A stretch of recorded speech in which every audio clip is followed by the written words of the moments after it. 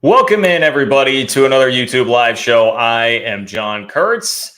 I hope everybody is doing okay after that first week of actual football games. I know here in Big 12 country, it was not exactly the greatest week, particularly for our friends in the state of Texas. Trust me, we are going to talk about that and how much pressure is now seemingly on the Big 12 in week 2 with some very important and high-profile non-conference matchups coming up in the league, needing a little dose of credibility outside of Texas and Oklahoma. So we're going to cover that. Once again, I do feel for all of you guys, TCU fans, Tech fans, Baylor fans, having to deal with pretty bitter losses. Pretty frustrating performance by Oklahoma State, BYU as well. I mean, there were some duds across the board. Not to say that it was all bad. What's up, UCF? What's up, K-State? What's up, Oklahoma? But overall, this was not a great week for the league. And honestly, as we kind of tie in the worlds of conference realignment and what's actually happening on the field in college football here on this channel, I mean, you got to hand it to the Pac-12, guys. The Pac-12 looked excellent. I was watching Oregon State a little bit earlier today as they played San Jose State. DJU, man, he was throwing laser beams. He looked like a totally different quarterback than the guy that we saw at Clemson. So there's a lot to get to from that opening week of college football, but it's a crappy thing that the Pac-12 is exploding and then they go out and play as well as they did here in week 1 of the college football season. But speaking of that Pac-12, which is now dwindled to a Pac-2, Oregon State and Washington State, who both played pretty impressively against overmatched competition in week 1. The Pac-2 actually could be a legitimate possibility for the next 2 years. Unbelievable. I would have never guessed something like that, but Stewart Mandel outlined it in the latest grouping of scenarios for the remaining schools in the Pac-12, and it is quite interesting, the strategy behind that. And it does actually make some sense if you could pull off the scheduling here for a couple of years. And there is some leverage there to try and keep even a conference champion out of that I suppose would have access to a playoff spot. It would be a mess. It would probably not be ideal, but it does sound like it is a legitimate possibility. If you guys caught the videos that I put out over the last few days, you know about the ACC making a run to go try and poach the 4 corner schools, essentially, outside of Colorado, being the other 3 outside of Colorado there. We can discuss that on the show here today. Brett Yormark got asked about his comments about the University of Texas when he said he hoped that Texas Tech takes care of business when they play in Austin. And Brett Yormark did not back down. He did not walk those comments back. He did not apologize. And you guys know that I love that. And I absolutely love him for that. So that sets the table. That's what we've got today. And of course, you guys know, if you've been here before, you can dictate where this conversation is going. You can dictate the content here tonight. You can do so by attaching a donation to your question or comment in the chat. Click the $sign below the chat box. In order to do that, you attach a donation. It becomes a super chat, puts it in a separate column for me, guarantees that it makes it onto the show. That is your way to control the content and support the work that I'm doing here on this channel to bring you Big 12 conference realignment, college football, college basketball content all week, every week. Live shows Wednesdays and Sundays. Please consider subscribing if you have not. And like the video. Totally free way to support the channel. Just like the video, 1 click. That's all it takes. I would appreciate any likes, any comments left in the comment section of the video before, during, or after. All of that stuff definitely helps. And you can support the channel on Venmo at John-Kurtz-4 if you would like as well. Most recently had an Oklahoma fan pop on there and thank the show, thank the channel on Venmo. So shout out to my Oklahoma fan friend who did so. So see, we can all get along here. And you know what? If you're Texas or Oklahoma, this is a day to gloat a little bit. You know, it's not a great week 1 for the Hateful Eight. Now, Texas, it's not like Texas played particularly impressively themselves, but you guys get the idea. With BYU, Tech, and Baylor going down, I'm sure there's a little bit of barking coming from the Texas corner of the world. Will is first in tonight. What's up, Will? I appreciate your support of the channel. Thank you for being here, my friend. Will says, are we really supposed to feel bad for Oregon State, Washington State if they do the same thing to around 3 Mountain West teams that was done to them? I still do. Yes, I still do. And I understand the idea of what you are getting at there. And I remember seeing a similar type of sentiment at first when the Big 12 went and took the 4 schools that they did immediately after being poached by the SEC. It is kind of just a circle of life thing where you have to, I would feel bad for basically everybody in that scenario. But like, I don't know, Oregon State and Washington State those are much bigger fan bases, more people invested, more people who care. And whether that is fair or not, I'm going to lean with feeling worse for them because of that. And the other schools in the Mountain West just aren't quite as much on my radar. That is not really fair. None of this is really fair. In a perfect world, in an ideal world, I suppose it is basically the same thing. We'd feel the same way. But especially with where those programs are at and like how well they are competing right now, Oregon State legitimately looks like a very good football team and won 10 games last year. Like, yes, I do tend to feel worse for those schools right there. I do. I'm not saying that is necessarily right or correct, but if I'm just being honest, I guess I would answer it that way, Will. If I'm just being honest, I do. Papa Bravo. I love this, Papa Bravo. Papa Bravo's asking me to be snarky. Now, why would I do that? Have I ever been snarky? Do you guys know me to be snarky at all? Papa Bravo says, feel free to get snarky. How big of an albatross will Calford and SMU be for the ACC? The Cal and Stanford football thing, although they did both win on Saturday, Cal actually scored 50 points. I think they will definitely be a bit of an albatross on the football side of things. I think SMU can actually go in and compete okay football-wise. I don't think that they will be terrible. I like their prognosis better than Cal and Stanford because what do I know about SMU? They are absolutely more than willing to play the game the way that it is played in 2023 with the transfer portal and NIL, which Cal and Stanford are lagging far behind on that. SMU is willing to pay their way into a conference for 9 freaking years because they're that desperate to do it. They're going to do whatever it takes to play this game. They're going to do whatever it takes to get talent, and they have the money certainly to throw around NIL-wise. That I think SMU is going to be all right as far as it comes to competing in the ACC. Now, that does not mean that I think they're going to be like winning ACC conference championships or anything necessarily, but I would worry more about Cal and Stanford. So Calford, I think, is the worst part of that. I don't really have anything like particularly snarky to say about it other than I do think they will absolutely struggle. And this move just, we've jumped the shark. This was definitely like the real jump the shark move in tandem with the Pac-12 blowing up. It's that we're sending now teams from the Pacific Coast to the Atlantic Coast Conference. None of it makes sense. We're talking about there was a story running this week about playing some of the non-revenue sports, like having them play in a hub in Dallas, come in, multiple teams playing there, neutral site games, which is not at all what the student athlete experience should be about, and just points out how ridiculous all of this is. But I digress. That is where we're actually at. So I apologize, Papa Bravo, that it is not my snarkiest response, but I will just say that I agree with you. They will pull the league down a little bit football wise. I don't think they're going to do a whole lot there. John, what's up, John? Appreciate you being here, John.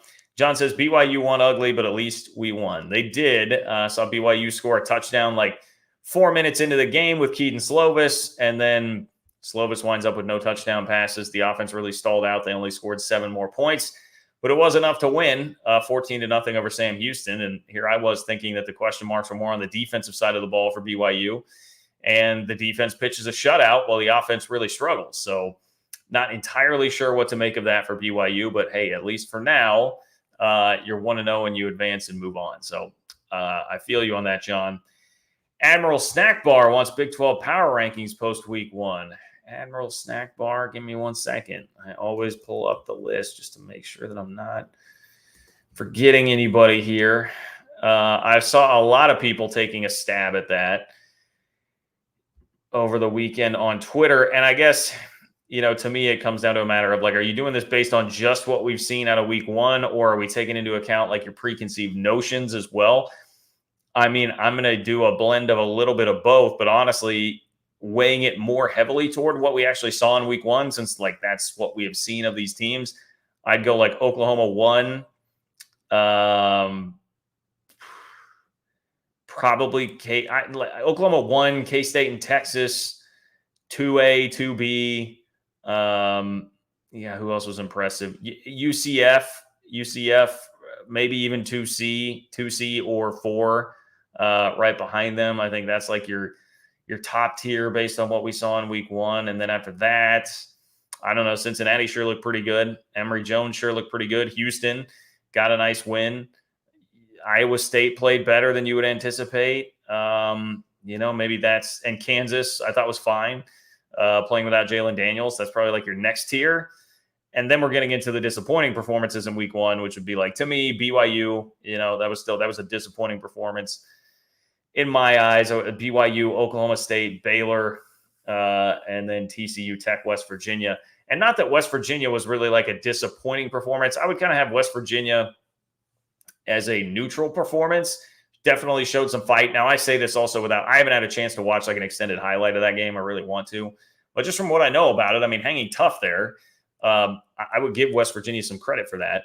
I think maybe the type of game that would back you off of thinking that they're going to be the worst team in the Big 12, perhaps. I think they did enough as far as that goes. But still wind up losing the game by 3 scores. Penn State covered late in that one. So that's a rough outline, rough estimate there for you. Admiral Snack Bar off the top of my head. Matthew chiming in there. A lot of rust to clean off for Big 12 teams. Well, no doubt. But the problem is going to be how much damage has been done reputationally by having a team that was in the title game a couple of years ago, won the Big 12 title a couple of years ago in Baylor, losing at home to Texas State and just being controlled throughout the entirety of that game. How much is that going to start hurting you? As well as Texas Tech, dark horse pick to win the league, losing at Wyoming. That's not great, although I would point out that K-State was kind of the dark horse pick to win the league last year, and K-State lost in week 2 to Tulane. So it can be turned around. Like, it is certainly not too late. And Texas Tech, the good news for the Red Raiders, they have a golden opportunity this week when they host Oregon, who scored 80 points on Portland State on Saturday. So there's an opportunity there. This will be a big week for the Big 12. But before we actually get into that, I do want to take some time to dive a little bit deeper here into the Oregon State and Wazzu situation and just the ACC and where their aspirations have been here. While I'm doing that, I will remind you again, if you want to be a part of the conversation tonight, you want your question or comment on the show, click the $ below the chat box, and that is how you can attach a donation to your chat. Make sure that it gets in there. We've got almost 250 people in here. I can't keep up with the chat. So that is how you can get on the chat here tonight. And please like the video if you have not yet. But in the meantime, I did a separate video on this, and I think we had seen this like just briefly teased out there before, but Ross Dellinger went a little bit more in depth on it. The ACC did try at one point to take Arizona, Arizona State, and Utah after the Colorado move. This is dated August 1st, as Dellinger did like a chronological timeline, just a breakdown of what had happened throughout the entire ACC expansion process. Said August 1st, by this point on the same day the Pac-12 revealed its streaming-only media package to league presidents, the ACC had seriously engaged in expansion discussions with Arizona, Arizona State, Utah, Cal, and Stanford. So the Calford part had been there. It was just attached to Utah, Arizona State, and Arizona. Says the move was triggered by Colorado's departure from the Pac-12, which was made official July 27th. The ACC's conversations with the 5 schools were serious. Phillips held discussions with the 5 presidents. However, while there was some momentum in the endeavor, the ACC found itself behind a rival Power 5 conference, the Big 12, which had both geography and time on its side. Commissioner Brett Yormark had been pursuing the Arizona schools and Utah for months and had held intense discussions with Arizona specifically. Yeah, the geography is a hard part to overcome, right? Because how much are we sitting here? We're talking about the geography right now and just how ridiculous some of that is with these schools having to go play neutral site games in Dallas or go all the way to the opposite coast there for football games. That the travel becomes an attractive piece that the Big 12 had just geographically. Finally, some of these schools in the Big 12 have a geographic advantage, right? How often does that hurt where it's, oh, well, you just don't happen to be located in what was a major TV market 10 years ago to get you into the SEC or the Big 10, and now you may be left out to dry. For once, geography worked to the Big 12's advantage there. But that is interesting. Here, once again, I would just point out it's the Big 12 being more on the cutting edge. They were further down this road, thinking further ahead than the ACC was in terms of expansion, and that helped get it done too. Brett Yormark had established more of a relationship with all those schools by the time all this was really coming to fruition. And so that made a big difference. That made a big difference in the end. And you did have to hold off some competition there. It also just kind of underscores a lot of sharks circling the waters, and in the realignment waters, you've got to really keep your head on a swivel. Shout out to my guy Greg. You've got to really keep your head on a swivel, and Brett Yormark in the Big 12 clearly did there to stave off any ACC threat. But it is left to Oregon State and Washington State just trying to maintain the pack, whatever it is going to be. And we are now a couple days into life without Stanford and Cal, and life with just Oregon State and Washington State being the only two left. Life is the Pac-2, if you will. So here's what's going on now. I'm going to read to you from a Stewart Mandel piece in The Athletic that just outlines the situation that Oregon State and Wazzu are in right now. It says, according to an industry source, the two may now be the sole beneficiaries of a significant amount of revenue coming the Pac-12's way. For one thing, the NCAA men's basketball tournament units its teams have accrued stay with the conference, and those units are distributed over a 6-year period. A source estimates the number at around $90 million over 6 years. So let's see, 90 mil over 6 years, 90 divided by 6, you're looking at what? Is that like 13, 14, 15 million a year, something like that? I guess that's 15 million a year, right? 15 million a year. I can do math. I got a communications degree. 15 million a year that would come in. So you split that between the two, 7.5 million per school per year, just from NCAA tournament payouts. That can help them out for a little while. It says the conferences also do a significantly higher share of college football playoff revenue than the group of 5 leagues for at least the last 2 years of the current contract. Per the playoffs website, that number last year was 79.4 million for each Power 5 conference. So, I mean, if that were still going to be the case, you'd have 2 years of that money potentially coming in if you can just stick around and keep this pack whatever together, which, of course, is the key, keeping that together. Whereas most of the conversation seemed like conventionally had kind of drifted at this point to, all right, well, Wazzu and Oregon State are just going to join the Mountain West. Now, there is some significance because of all this, like financially, to potentially maintain the Pac-12 name, branding, and all of that, but also just keeping the league and its assets all together. They will be fighting some lawsuits, and that was another thing mentioned in this. We went through that whole news cycle for a while there where it was like the Holiday Bowl. It was a former executive within the conference that there were a couple of lawsuits that the Pac-12 is dealing with. There are still the Comcast payments that the Pac-12 is dealing with. So it's not all roses, but you're already starting to see the financial case and the financial outline here for like, hey, what if there is some way for us to stick together in the short term as just a 2-team conference? And maybe this still provides more of an advantage for us, more of a competitive advantage, whatever it might be.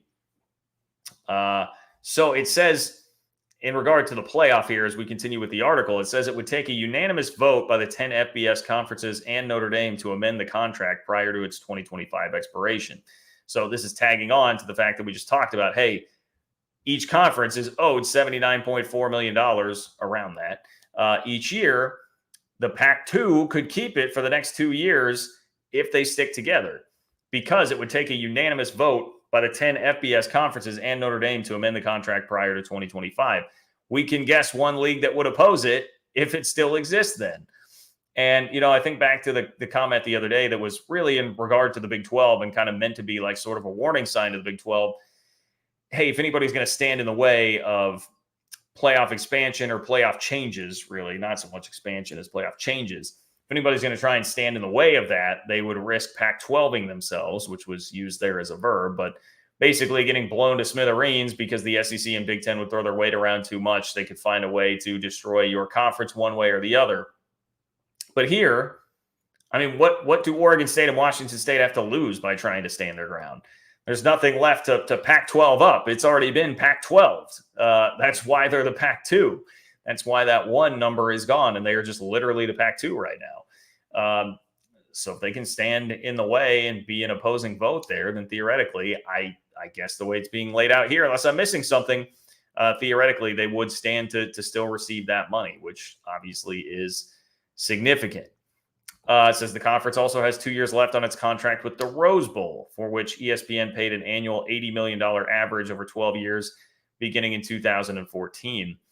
As well as deals with its other bowl partners. It's not yet clear whether any or all have out clauses based on conference composition. Yeah, so a lot of this, I would imagine, and Mandel does point it out later on, a lot of this probably just comes down to like, what do the contracts say here? What are the lawyers going to be able to do here with all of this happening? How much can they parse through and figure out, and how much of this will actually stick? Because you know The billable hours will be all over the place. They will continue to win as they always do in conference realignment, and people will be searching for some way to try and get what they want one way or the other with all of this. Says, and of course, the decades-old Pac-12 brand and logo theoretically hold more monetary value and prestige than the Mountain West. The league is even written into the NCAA bylaws as one of 5 so-called autonomy conferences with special voting privileges. Autonomy 5, means a little bit less now, especially now that the playoff was going to be just 6 highest rated conference champs in general. But I mean, the point about the branding of the actual name of the conference is to me, that's a pretty salient one, that it would be better, as diminished as it might be. To me, it would still be much better to be the Pac-12 or operate under the Pac whatever, probably still just the Pac-12, no matter how many teams it is you're pulling from the Mountain West or the AAC or whatever.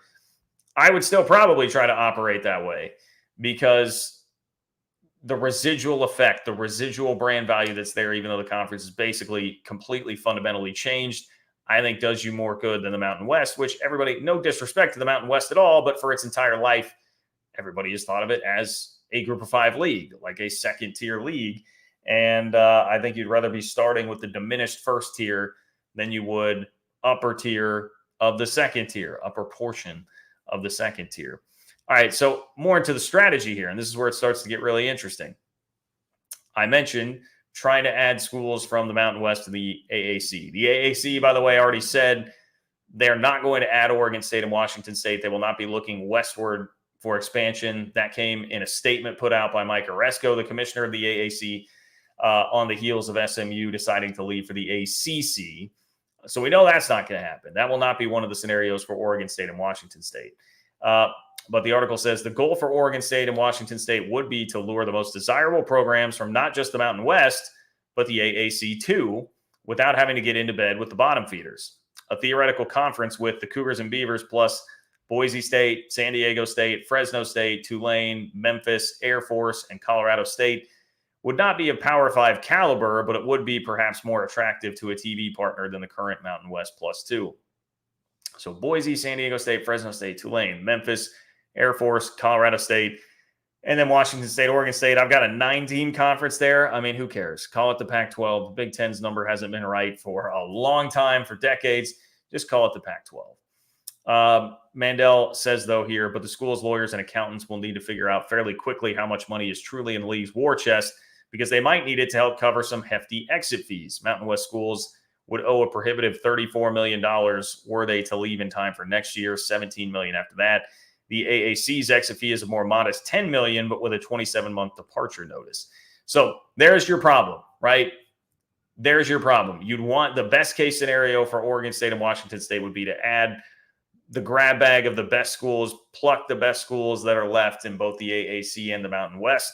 But the problem there is the exit fees are going to be really tough for a lot of those schools to cover. We've already been through this with San Diego State when they were going to be facing the $34 million exit fee to try to get to the Pac-12, and they released the letter and it got awkward, and they didn't want to have to pay that $34 million. That was going to be a ton of money for a school like that and a school in that position. So everyone else is still in that position too. So what could you do? Well, you could just wait it out for 2 years until everybody is basically a free agent, and it's much more deal withable. Well, the Mountain West anyway would be free agents. The AAC, you could give the 27-month notice and get a much more manageable $10 million exit fee. And that's why Mandel says, which brings us to the most extreme, but perhaps most intriguing option. And I would say there's no perhaps there. That is absolutely the most intriguing option. It says NCAA bylaws require a conference to have at least 8 members, but there is a 2-year grace period to get back to that number. Silly as it sounds, the Pac-12 could theoretically operate as a 2-team conference in 2024-25 and 2025-26, with Oregon State and Washington State largely making their own schedules. Think about that. Think about that. We could have 2 years of a 2-team conference while they take advantage of a 2-year grace period that the NCAA allows. They could soak up the money and assets that are still there for the time being, all that stuff that we mentioned, the bowl games, the Rose Bowl, the college football playoff, those payouts that are all due to come into the conference, the NCAA tournament, They could take that, soak up that money. It would suck to have to make your own schedule and go basically independent for a couple of years. That would be a really difficult task. That might really hurt your recruiting and trying to pull kids into play for that. I mean, there are a lot of other problems that would come with that. But is it maybe the best in the long term if that then leads to you being able to create the sort of super conference between the Pac-2, the AAC, and the Mountain West? Perhaps. And it would be a way to actually do that instead of just having to jump off and join the Mountain West. And if you're Oregon State and Washington State and you really believe in the branding of the Pac-12 and thinking that that is going to be better and trying to milk every last penny that you can get out of these schools that are leaving the Pac-12 and whatever money is left there in the conference, that may actually be your best bet. That may actually be your best bet to go do that. Mandel goes on to point out here, who knows where realignment will be by 2026, which, of course, will be after this 2-year grace period. Maybe the Big 12 will be open to further expansion by then. So he's saying, all right, after 2 years, maybe the Big 12 would want to take Washington State and Oregon State. Maybe Florida State, Clemson, and North Carolina ditch the ACC, and that conference has to turn around and add more teams. We've already seen them start the process of that. Does the ACC then just finish this thing off and say, hey, we've already got a bit of a West Coast wing. Travel here has been very awkward and difficult. Let's go ahead and add a couple more West Coast teams there to backfill, and that will make scheduling a little bit easier and create some partners for Stanford and Cal out there. But Mandel goes on to say, but if nothing else, 2026 is also when the Mountain West current deals with Fox and CBS expire, at which point all those schools become free agents. And that makes it much, much, much, much more convenient. It's a lot to figure out, and it has to be figured out fairly quickly if Oregon State and Washington State hope to have opponents lined up by next football season. God, that remains the tricky part. They've got a schedule to put together for next year. It may be that simply joining the Mountain West is the most viable option, but it sure sounds like they're focused on other options. And it ends with a quote here from, I believe this is the president of Oregon State. We're trying to figure out the best path forward while simultaneously pursuing other opportunities. Preserving the Pac-12 in some form, we believe, helps continue more than 100 years of sports history and tradition. It's really important to us. I don't blame them at all. If I were them, I would be 100% trying to fight for that. I would try to fight for that, try to make that work. If it doesn't, your cut bait, last-ditch scenario here is like, okay, fine, we'll just go join the Mountain West. I would seriously be exploring all these options like they are right now. I know that patience is – there's some level of patience required, but you can't be too patient, again, because of the 2024 scheduling thing. But as much as it sucks, I think you probably have to be thinking a little bit bigger picture than that and getting through some bumps next year or maybe the next 2 years to do what's going to be better for your long-term future. So anyway, that's the synopsis. That's the scenario facing right now Oregon State and Wazzu. Not enviable, but where we at one point were kind of at odds, and it was frustrating to see some of the leaks coming from like the Oregon State Wazzu side of things. I'm now really pulling for them and rooting for them both on the field and off. So I hope that they can pull this off and create what would be a pretty fun conference out west there, of like a Mountain West mashup with a little bit of AAC sprinkled in, and then those two. All right. If you want to be a part of the show, you want to contribute, get your question or comment on tonight, click the $ below the chat box to make it a super chat, attach a donation, support the work I'm doing here on this channel, and make your voice heard. And if you could like the video, I would much appreciate that. Totally free, very cheap way to help the channel. Just one click, give me a like, and that would be great. Will, what's up, Will? Will says the Hateful Eight had 0 FBS wins yesterday. Bad week. Yeah, I hadn't thought about it like that. I was trying to rack my brain as you were saying that and go through it. K-State beat an FCS team. Kansas beat an FCS team. You had TCU, Tech, Baylor all losing. West Virginia lost. Iowa State beat an FCS team. Oklahoma State beat an FCS team. Yeah, you are correct. You are correct. The Hateful Eight did not pick up a single FBS win. It's a good way to frame it, Will. Good way to frame it. It was not a good week by any stretch of the imagination. We get a question about Colorado TCU, man. I am definitely ready to talk about this game from a number of different angles. Delaric, thank you for your support. First of all, Delaric, thank you for being here. Delaric says, what do you think about Colorado over TCU? Was TCU bad, or was Colorado better than everyone thought they would be? I think, as is the case with most things like this, it's a little bit of both. I think TCU we probably gave them a little bit too much benefit of the doubt. I think they're probably, honestly, I think we probably underrated how much it would hurt to lose Max Duggan. Like, one of my biggest observations from that game is like, I don't know, man. Chandler Morris was not doing it for me. And I know that they scored 40 plus points. Like, it wasn't like the offense was a huge issue, but he had a couple just backbreaking turnovers and just never, I don't know. It never felt, as many points as they scored, it never felt like completely in sync really for TCU there. So, there's an element of that. They had a lot of transfers that are going to need to be worked in. And I know Colorado is like exhibit A for how that can happen and happen very fast and very successfully. But, maybe there will be a little bit of time to recover from that. It just felt like TCU had so much going last year. They took some major personnel hits that we may have overrated them a bit this year coming into the season. I would also submit the fact that what were they preparing for? They didn't really know what to prepare for. That was actually a uniquely very difficult scenario for them to deal with without any film of all those dudes playing together and what that was going to look like. We all looked at it like, we don't, what the hell is this? How do we know what this is going to be with Coach Prime? TCU was the same way, and they actually had to go out there and prepare to play the game. So I think that probably factors in. And then, yes, of course, Colorado absolutely impressed me. And Colorado was absolutely much, much more ready to go than I would have ever dreamed or anticipated. I think one of the biggest things with Colorado that's going on right now is I think Deion actually is kind of a no BS guy in terms of what he will put up with from the team.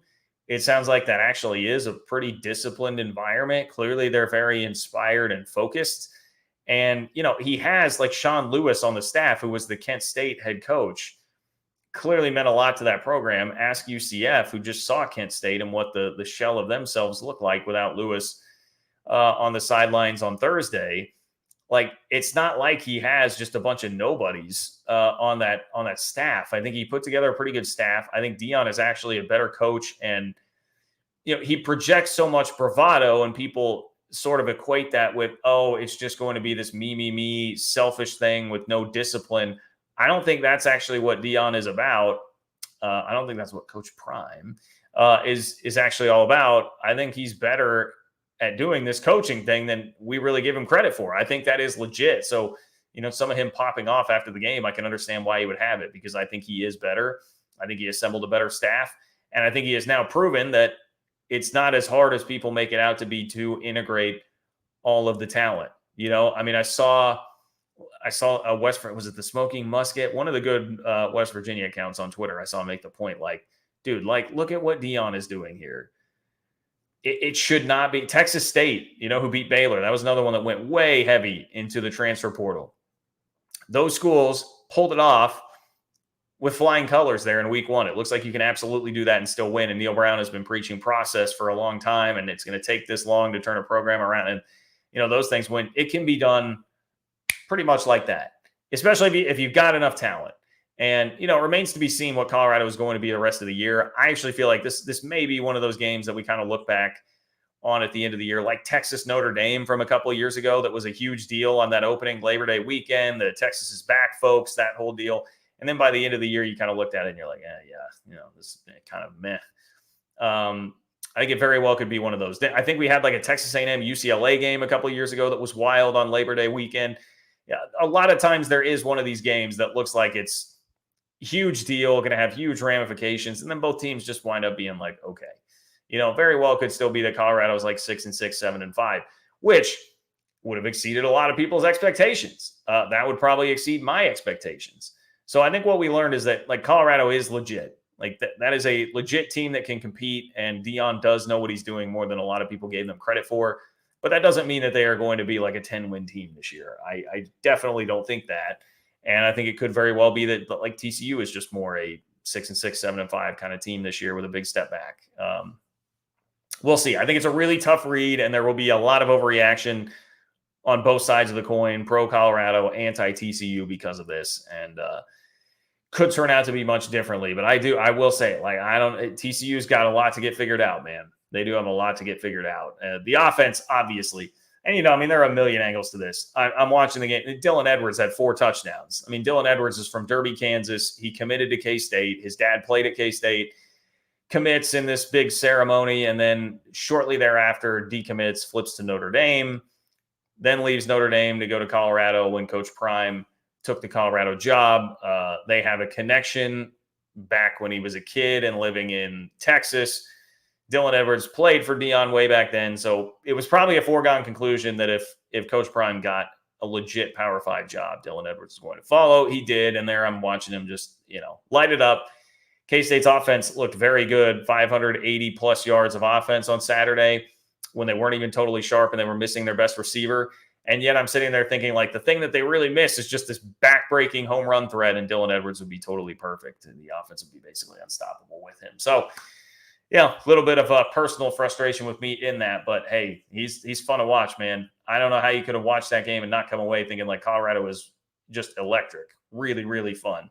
They're also out there in those just icy, all-white uniforms, man. I loved it all. I loved it all. It was pretty good stuff from Colorado. Robert, what's up, Robert? Appreciate you being here. Thank you for your support of the channel. Robert says, hey, John, haven't caught your show live in a while and wanted to donate. Keep up the good work. Please send good vibes for Tech to beat Oregon.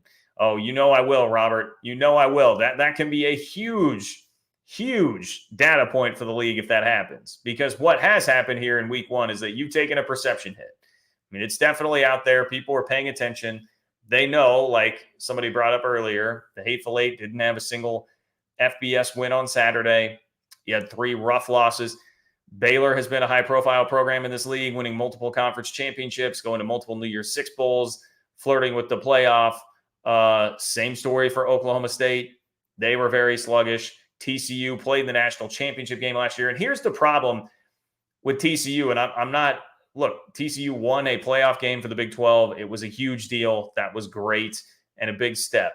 But now in back-to-back games with the nation watching, and I'll be very interested to see what the TV numbers are on Colorado TCU, but I'm sure they were massive. Fox, one of the biggest winners on Saturday by promoting the hell out of that thing and being completely right about how entertaining that would be.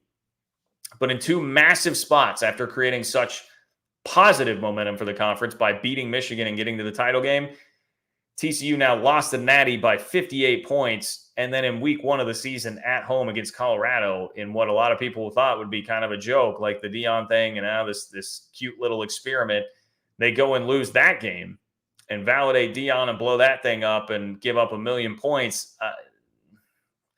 It's been 2 rough spots for the league publicly when that was the team that everybody was holding up last year. Is here's the Big 12's.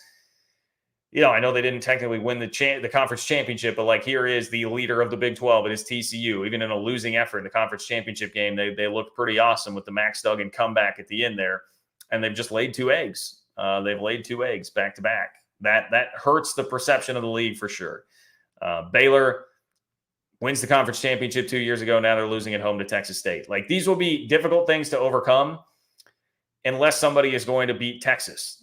Or if Oklahoma is going to really ascend up the polls and they continue to play the way that they did on Saturday, dropping 70. Short of beating those 2 this year, this is where it's going to get really hard. And I would even say this is kind of like a warning sign for what life will be like in the future without Texas and Oklahoma in the league.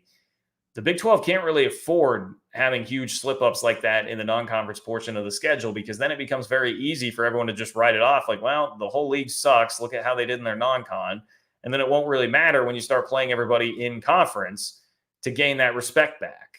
And so that's why this is a big week. This is a big week. And Tech, Oregon State is a giant part of that.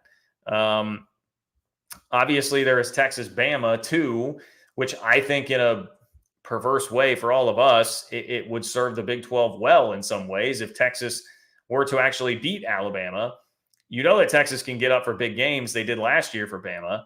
If they do that, it's going to gain them a lot of clout. They will shoot up, just skyrocket up the rankings. The hype will be out of control. That will set them up to then stub their toe again multiple times in Big 12 play like they have for the last 13 years. And when that starts to happen, now you have the credibility of this Big 12 team beat Texas, who beat Alabama, and we all thought Texas was going to be great. So now you can start earning some of that credibility back, right? So I actually would say in a lot of ways you probably should be rooting for Texas to beat Alabama, even if that means you kind of have to plug your nose to do it. But look, Utah, Baylor, speaking of teams that have a bounce back opportunity, Baylor beating Utah would be a very nice feather in the cap for the league. That would be something that would be great if it could happen. There are a number of Oklahoma State plays Arizona State. Like there are a bunch of Power 5 v Power 5 matchups next week within the conference. Lots of opportunity, but I think too that I would really circle there. Texas Tech and Baylor, who each lost on Saturday to Wyoming and Texas State. If you can go get Oregon and Utah, that would make a huge difference in perception for the conference. Like everybody's really loving up on the Pac-12 right now, and deservedly so. They were awesome. Their stars all performed. They got some huge wins, and a part of that was Utah beating up on Florida, really controlling that game. Go out and get them next week, Baylor. That's an easy way to make up a lot of ground for the conference that was lost this week in week 1. So look, I'm not throwing in the towel for the league after week 1, but you've got some work to do now because we've seen this conference, it is very fickle and very fleeting respect on a national level, and it's going to get harder and harder now living in a Power 2 sort of world, which we kind of are now and certainly are going to be. Group poop. What's up, Group Poop? Manhattan High. You say Manhattan High School did a much better job on Dylan Edwards than TCU. You are correct about that. Shout out to Joe Schartz and MHS, the defending 6A state champs in the state of Kansas. They did do a better job on Dylan Edwards when playing him. That is 100% correct. Matthew, what's up, Matthew? Matthew Hunsaker in the house. Appreciate your support as always, my friend. Matthew says, turns out George Kliavkoff's statement that Coach Prime absolutely adds value appears true. Media hype train. Buff's going to be must-see TV now and in the Big 12 too. Well, I totally agree with you if Coach Prime makes it to the Big 12. That's the other thing here. And like, if I were a Colorado fan, I would be having this sinking feeling as the success starts to add up here, assuming that it continues to, which I would love to see Colorado just clock Nebraska this next week or rip their heart out in soul-crushing fashion, like seems to happen every time Nebraska laces them up. That would also be great too. But anyway, I digress. I mean, what is Florida thinking right now, right? Like, for instance, Billy Napier goes out and has no offense, 24-11 loss at Utah. He's getting embarrassed by his player that before the game was saying, look at this small stadium. And then they get mocked by the Utah official Twitter account after the game. Like, it just, things are not going well there. You could run Billy Napier out and hire Coach Prime. If he goes on to have a nice year, 7-5, 8-4, something like that, just competitive in the Pac-12, if Colorado can do that, I feel like an SEC school is going to be like, dude, we've seen enough. Like, we're getting this jabroni out of here. We're going to go make a run at Deion. And Deion, he does seem genuinely appreciative of the opportunity that Rick George gave him at Colorado. But it is hard to see him being super loyal to Colorado. So I don't know, man. It feels like the hype is going to continue to blow up. If they went, and they've got Nebraska and then Colorado State. If they win those next two and then go into games against Oregon and USC and are at least competitive in those games back to back, you could just see the hype really building on this thing and him being gone pretty fast. So it seems like a match made in heaven, right? You give this to Brett Yormark to market. That is a match made in heaven. And I can promise you he will do the most out of basically anybody out there to get the most value out of it. And I would be licking my chops at that happening. I'm just crossing my fingers that it does actually happen. I mean, the other thing with Florida is like, Florida, you got a chance to stick it to your rivals at Florida State with that. You know, I mean, Mike Norvell obviously seems to have things going pretty well right now. But if Deion shows up in Gainesville and is leading the Gators to some success, I mean, boy, think about how that will affect the rivalry. Lilo. Probably Lilo. I'm sorry if I'm messing up the name, but I genuinely appreciate the support. Thank you, Lilo. Lilo says the Pac-12 tonight is less interesting because the Pac-12 Tauntine. I was thinking that was tonight, just spelled wrong. But Tauntine, an annuity shared by subscribers to loan or common fraud. All right, I learned a new word here. So the Pac-12 annuity is less interesting because the Simpsons already did it. Someone's going to have to help me out with this one. Lilo, I'm sorry. You're over my head. And if I look stupid, I look stupid here, but you're over my head with this one.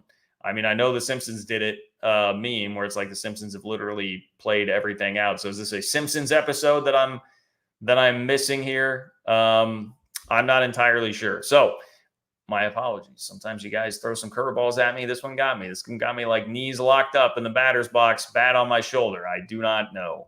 Do not know. MJ Allen 77. What's up, MJ Allen 77? Thank you for your support. Thank you for being here. Much, much, much appreciated, my friend. MJ Allen 77 says Brett Yormark should have told McGuire and Texas Tech that he was going to be in Laramie this weekend and they needed to take care of business. If you can't get your grades up, then get your guns up. All right. MJ Allen, our Texas fan. That's right. MJ Allen, Texas fan, getting a shot in. You know what, MJ? You deserve a shot because there's been a lot fired both directions, by the way. And obviously, really set off in earnest by Texas leaving the conference, leaving everyone high and dry. But with all that talking that's been going on, you deserve an opportunity to get some off here. So I will give you this opportunity certainly to do that. I mean, obviously, look, you paid for the opportunity. You get the opportunity. But yeah, fair enough. It's not the greatest look for that whole hubbub that happened there that Tech then does go out and lose to Wyoming. You've also had, look, Joey McGuire's been very brash and confident. He said this team was 2 touchdowns better than last year's Texas Tech team, and then they open up by blowing a 17-0 lead in Laramie. That's the other thing that was weird about it. Just weird vibes all the way around. And that's I cut Tech some slack because I don't know who scheduled that game. I saw that it was scheduled years and years ago. What are you doing? I going to play a game in Laramie and then there's a lightning delay. I just would want no part of that. No part of that sort of a game at all to open your season. I can appreciate not being scared of it, I suppose, but as it turns out, maybe they should have been because it winds up in a loss after jumping out 17-0. So that one hurts, man. Texas Tech, this dark horse. Was it Heather Dinich, one of the ESPN personalities? I know the other day I just saw, and they're talking about Tech being one of the dark horses for the playoff. And now you go out and have that thud to start the year. It's not great. It's not great. And it leaves a wide open opportunity. It leaves you very vulnerable for the MJ Allens, the Texas fans of the world, to take fairly deserved shots here at that point in time. So still plenty of time to come around and change it. And Tech can still go prove it on the field and actually win a Big 12 championship. Very much still out there. But they need to get it turned around fast with Oregon coming up this week. Anyway, appreciate you, MJ Allen. I'm going to be fair here. So you definitely got to take your shot, and you earned it this week, my friend. You earned it. Aglist, what's up, Aglist? Thank you for being here. Appreciate hearing from you as always.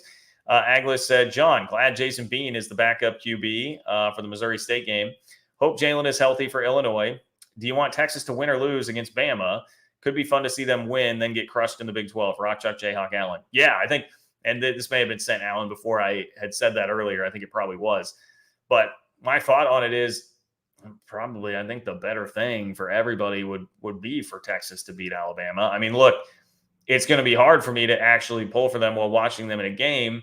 And I did laugh, MJ Allen, by the way, I did laugh at it seemed like Texas fans there was a lot of argument about Quinn Ewers' performance, and some were pretty underwhelmed with it. I would say just watch Quinn Ewers' film from last year. You'll be plenty underwhelmed, plenty of the time. But they did win. I think for the league's sake, it would be better, absolutely, if Texas wins, because then you've just got chances to knock off Texas. They're susceptible to losing those Big 12 games. Texas fans and media folks were citing at the time of the SEC move becoming official, like, hey, nobody gets excited to play Iowa State, Kansas, K-State. They get excited and get up to play these games in the SEC. Well, if they don't get excited for those games, that means they're very vulnerable to losing a couple of those and therefore boosting the profile of whoever it is that's going to roll through and beat them. I think about, obviously I'm thinking K-State here, but if K-State then goes and beats Texas and Texas has a Bama win in its back pocket, well, now all of a sudden if K-State is going to be in contention for a playoff spot, which long way to go to get there, But I'm laying out hypothetical scenarios here, right? You get a bigger boost from that if Texas has an Alabama win in its back pocket earlier this year. As far as Jalen goes, I think he's going to be healthy. Jalen Daniels should be able to play. Brett McMurphy, I know, tweeted that earlier today, so that Jalen Daniels would be available for the Illinois game. Although, there was some reporting from folks around the Kansas program. I can put air quotes around reporting, but there was some of that before this past game in the season opener against Missouri State that said Daniels is going to be able to play, and then that changed. So subject to change, I suppose. But Brett McMurphy tweeted that he would be available. Illinois also did not look very good. They needed a last-second field goal to beat Toledo. They lost a lot from what was an excellent defense last year. I think Kansas was like a field goal favorite. Like I think Kansas should win that game. No matter who plays quarterback, like Jason Bean is, as you mentioned, is a very solid backup. I think so much more of it is about Andy Kotelnicki, the offensive coordinator there, and just a tremendous scheme that Kansas has. They've got a really good with Highshaw and Devin Neal in the running game too. Like they've got weapons there that they can figure it out. So I think Kansas will be fine either way. But it does sound like Jalen Daniels is on track to play. But I appreciate you, Aglist. Thank you for being here, my friend, as always. Same to you, David. Same to you. I appreciate you being here. David says, I suspect what the Pac-2 will do is sign a scheduling deal with the Mountain West and figure out how to integrate the best of the Mountain West and rebuild that way. Utah State and Nevada are a pair of boat anchors in the Mountain West. Well, the interesting thing about if you're trying to do some sort of scheduling alliance with the Mountain West, but the Mountain West knows, hey, these guys are going pseudo-independent for 2 years just so they can then take my best squads. I mean, it wouldn't be something that would be worked out at the official like conference level. I wouldn't think, because like the conference is not going to just be like, oh yeah, you want to take our schools and then we'll help you bridge the gap here for a couple of years with games. I don't think that's happening. You know, I guess if you can go one-on-one and find a way to make it work with all these schools, but that's going to be really tricky because of the conference schedule already being in place. And how do you do that and still keep buys? I mean, it's a nightmare. It is a nightmare. So I think that, to me, that sounds good in theory, but I just don't know that in practice that actually works at all, because the Mountain West is not just going to like lay over and die and be like, yeah, here you go. We'll help facilitate this 2-year break. You know, it's kind of like your 2-year study abroad. Hey, I made it through high school. That's all done. Let me go study abroad for a couple of years. Or I made it through college. Let me go study abroad for a couple of years before I actually go off into the real world. That to me is what it feels like here, what this Pac-2 experiment could be. But it is a good thought, David. It is a good thought. That had not crossed my mind in thinking that maybe they could try to strike up a deal with some conference out there. I don't know. Shoot, maybe it's even like the AAC. The AAC already came out and made it at least appear like they said thanks, but no thanks to Oregon State and Washington State. Maybe the AAC would try to take that on. They would be willing to do some sort of scheduling agreement. I don't know. That's me just spitballing. Completely spitballing. Rick Jr., what's up, Rick Jr.? Rick Jr., I appreciate you being here, as always. Rick Jr. says, Arizona State, and Utah had the opportunity to join the ACC, chose not to, and now people are hypothesizing the ACC will poach them after they lose their best football schools.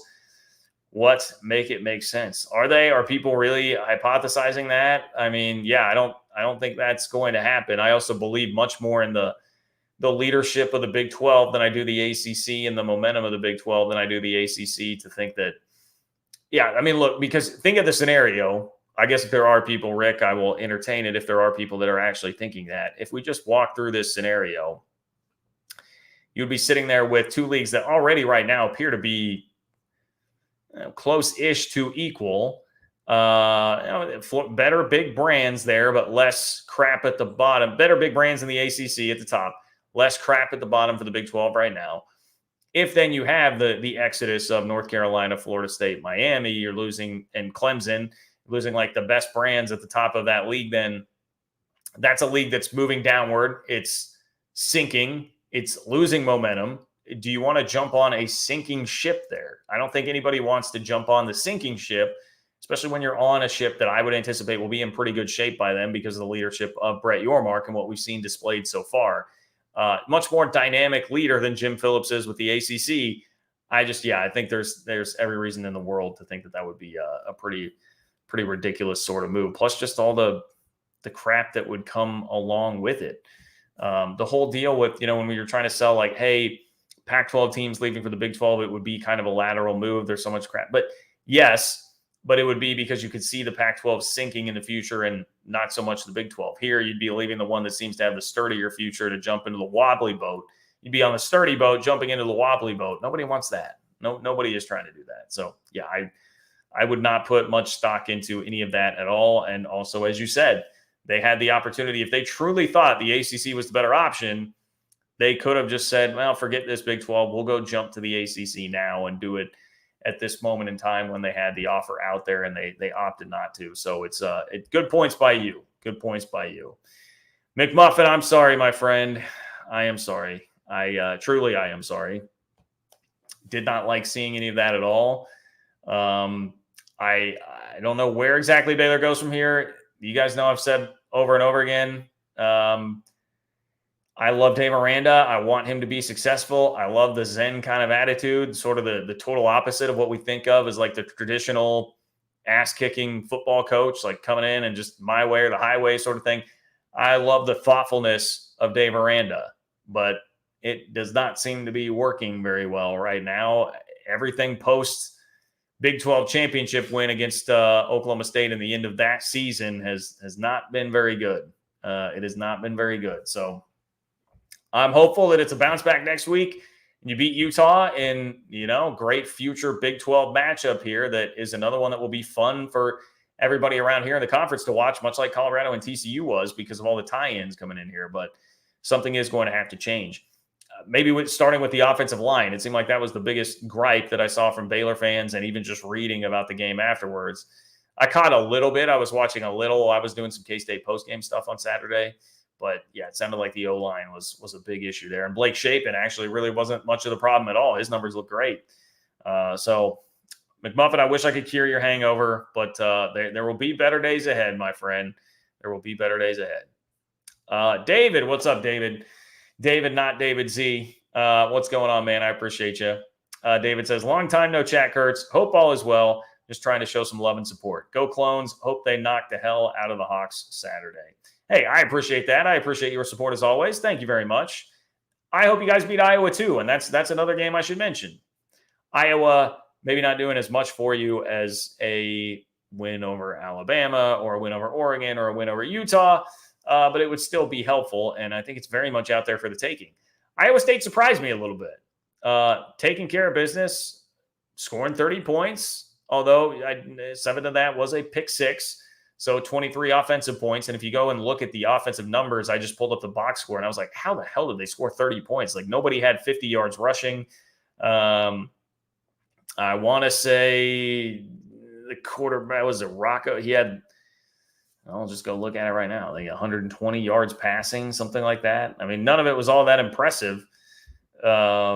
But they scraped together look, it's a 23-0 game at halftime. Iowa State had no problem at all. Rocco Becht. That's what I couldn't think of. Rocco Becht. He's 10 of 13 for 113 yards, 2 touchdowns, no picks. But they threw for 116 yards. They rushed for 134. And I'm like, okay, and they scored 30 and won 30-9. But, hey, better performance than what I think most people thought or would have given Iowa State credit for. And I do think there is legitimate credibility to, hey, this is a situation where Matt Campbell can thrive. Much more so than being the favorite like a couple of years ago when they go 7-6 with all of that talent. Iowa State is more the chip on your shoulder, squeeze everything you can out of a roster that people don't believe in as much. That's really where I see Iowa State being more comfortable. So I understand the theory that this would be a better sort of bounce back year for the Clones there, and they would be better than people expect. So look, I'm hoping for it. And Iowa State has had some bad teams, like objectively bad teams that have still beaten Iowa, it feels like, over the last 10 to 15 years. So very much a possibility. Iowa scored 24 points against Utah State. They didn't even hit that 25 for Brian Ferentz in his contract against Utah State there in week 1. So, yeah, I think that's very much on the table. Delarick, what's up, Delarick? Delarick says, Deion playing regardless of what he said. In 3 to 5 years, he's the Dallas Cowboys coach. Well, that does seem like a match made in heaven, does it not? Like, Jerry Jones, his sensibilities, like who he would want to go get, even if Deion wasn't a guy that he had a relationship with and that hadn't played for Dallas, that still seems like something he would be all about and completely all in for. And then obviously, Coach Prime would just love that opportunity. How his whole operation would work at the NFL level would be interesting. I would love to watch it. All of it's compelling TV. You can't deny that. All of it is an unbelievably compelling experiment to watch, no matter how it is that you actually feel about the guy. So I would love it if that actually comes to pass. I would think, though, that there's at least one other job in between getting there. Like Jerry's probably going to want to see him go tear it up in the SEC or maybe the Big Ten or something. But Deion very much feels like he is bound for an SEC school at some point in time. That's a good thought, though, Delarick. That's a good thought. Eric, what's up, Eric? Eric says, I am not looking forward for Gundy to run the 3-quarterback system for the Arizona State game. Yes, another Power 5 matchup. Arizona State did not look good in week 1. But Oklahoma State didn't really either in scraping together a win over Central Arkansas by using 3 quarterbacks. And that was like when I was going through looking at box scores on Saturday. I saw some grumbling from Oklahoma State folks that I follow on Twitter about what was going on. But then you look at the box score and it's like Garrett Rangels 10 of 15 for $118, Gunnar Gundy 7 of 9, 106 yards. And I don't know. No offense to Gunnar Gundy, but it's like anytime I see him in the game, I'm not assuming very good things for the Pokes. Alan Bowman was 13 of 24 for 80 yards. I mean, I'm going to have to go try and watch some of this, but Alan Bowman, 13 of 24 for 80 yards. You talk about landing with a thud there to start the year, man. That's not great. And yeah, look, a 3-quarterback system, that's not going to be sustainable for anybody really in any scenario. I don't care who the quarterbacks are. It's not going to be very sustainable. So unfortunately, this raises a lot of those questions that many of us had about Oklahoma State throughout the offseason. Certainly plenty of time to get that ship righted, and Mike Gundy is a guy who definitely can. And it was a win, but boy, that's an ugly one, and it would not inspire a ton of confidence for me heading into that game. So I feel you, Eric. I feel you. MJ Allen. MJ Allen says Texas. Wow, MJ Allen, the Texas fan here. Well, I guess I can see it. It was not the most impressive effort against Rice on Saturday. But MJ Allen says Texas is not beating Alabama this weekend. Interior offensive line and QB issues. Well, I've been trying to tell you about the QB issues thing for a long time. I think Quinn Ewers is massively overrated. People buy way too much into the hype and potential of what he can be versus what he actually is right now. Watch, he'll go throw for 500 against Alabama on Saturday and shut me up. But until he does something like that, I am not convinced that that Quinn Ewers is that guy. And that is a part of why I've just said, like, save money here is to take Texas to not win the league because of 13 years of history. And I don't believe Quinn Ewers in being that guy. Maybe Arch is ready. Maybe Arch is ready to step in and be that special. I mean, I watched K-State's stud freshman quarterback, true freshman Avery Johnson come in and just look amazing when he got out there in the second half, and tantalizing amount of talent in him. So maybe Arch is the same way. Maybe that could be a solution at some point this year, but I don't know. I am not buying the Quinn Ewers hype as of right now. So we'll see. We'll see, MJ Allen. But last year, I wasn't buying the Quinn Ewers hype either, and you still damn near beat him, even with Quinn Ewers like getting knocked out of the game and having to go away from him at quarterback and getting subpar quarterback play in that game. It still almost happened. So I think it's a possibility. I do think it's a possibility. Will, what's up, Will? Will says the best case scenario for John would be Texas going 11-2 with both losses coming to K-State, like what happened to USC last year. Very true. Very true. I mean, assuming K-State is unbeaten or maybe a one-loss team in that scenario, I would think that gets you into the playoff, right? If you beat Texas twice and Texas was 11-2 with a win over Alabama, it'd be pretty nice. It'd be pretty damn nice. I would, boy, Will, you are speaking directly to my dreams, my friend, with that scenario. I appreciate you. Jen, I appreciate you. I don't see a question or comment attached here, but thank you very much for the support. If I am missing something there because I'm not looking at the regular chat, I'm in the super chat column here. Somebody let me know. Try to pop in here with a cheap super chat and let me know. But Jen, I appreciate your support. Thank you very much. And this is definitely the time to beat the buzzer. We are already over an hour here, so I'm going to get to the last couple of donations here. Probably scurry on out of here and try and watch the rest of Florida State LSU. What do we have for a score on that, by the way?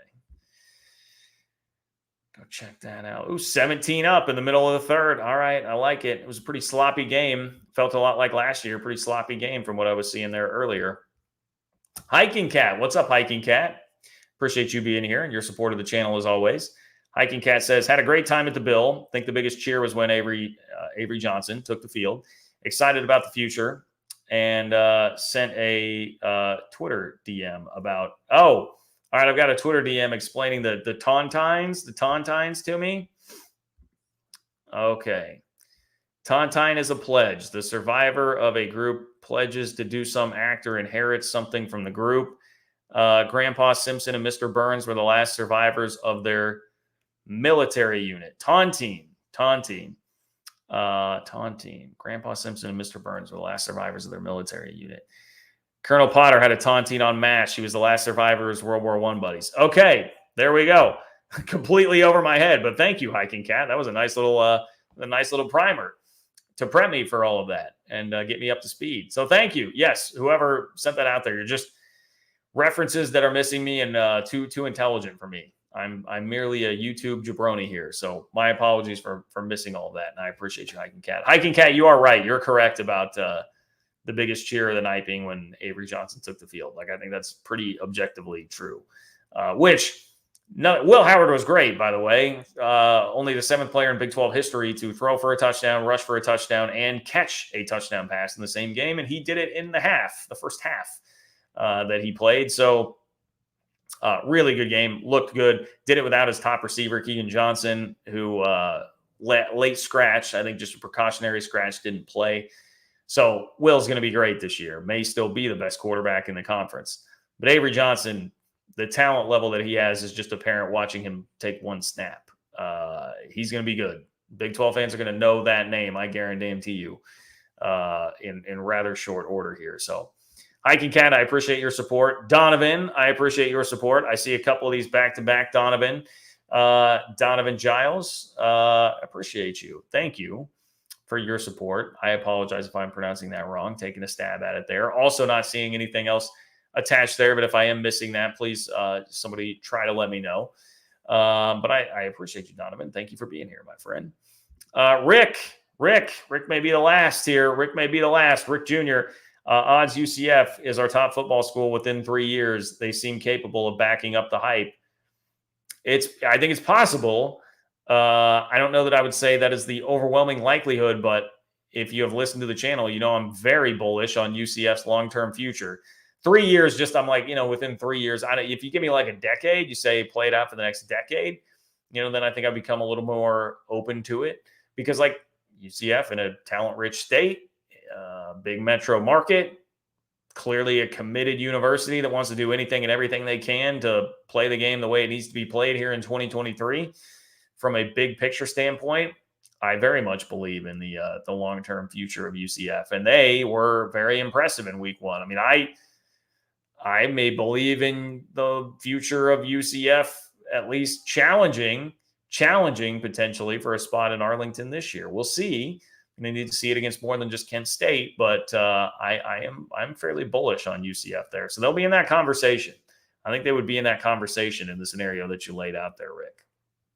All right. I think that's going to do it for me, ladies and gentlemen. We've got some football to watch with Florida State and LSU. Hope nobody is working tomorrow. You get to enjoy the day. Just take an extra little day off and make it a nice long weekend here. Appreciate all of you guys who joined the chat here tonight. I will leave you with the same message I always do. 1, you can support the channel on Venmo, John-Kurtz-4, if you are picking this up late or coming in after the fact, not watching it live. Like the video, totally free. All of that stuff really helps. I would much appreciate it. Leave a comment in the comment section, even if you disagree with me, love me, hate me, whatever it might be. Leave a comment in the comment section. That helps. And then spread the word. Tell a friend about it. If you got a friend that's a Big 12 fan or a fan of your school, let them know about the channel, Facebook groups, Instagram, Threads, Twitter, wherever it is that you can spread the word about the channel. Continue to do so. Let's grow this thing, make it bigger and better. I appreciate each and every single one of you. Subscribe if you haven't subscribed. Live Wednesday and Sunday. Should be on track to talk to you for another live show coming up on Wednesday. So with that, I bid you adieu. Thank you all. Enjoy the rest of your Sunday night, and I will talk to you soon.